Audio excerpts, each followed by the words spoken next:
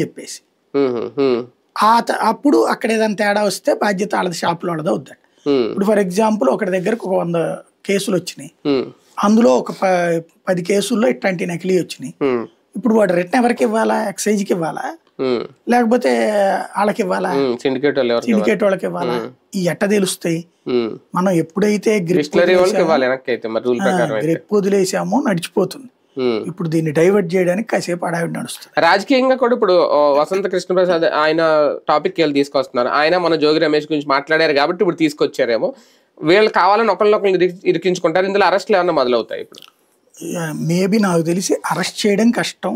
ఒకవేళ చేసినా తొందరగా బెయిల్ వస్తుంది. అంటే చిట్టేశారు కాబట్టి అంటే విచారణ నిమిత్తం అరెస్ట్ చేయడానికి ప్రయత్నం చేస్తారు. ఈ లోపు వీళ్ళు ఇదేస్తారు. ముందు ఎఫ్ఐఆర్లు ఇంతవరకు పేరు పెట్టలేదు కదా.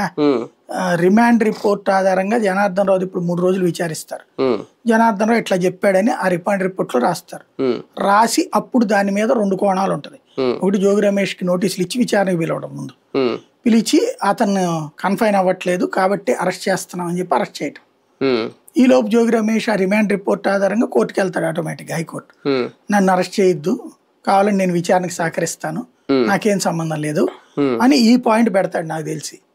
ఏది ఫోనే పోయిందని చెప్పి అప్పుడే ఆ ఫోన్ లో నాది ఈ చాట్ అంటాం ఏంటి, ఇదంతా హంబక్ అని చెప్పి.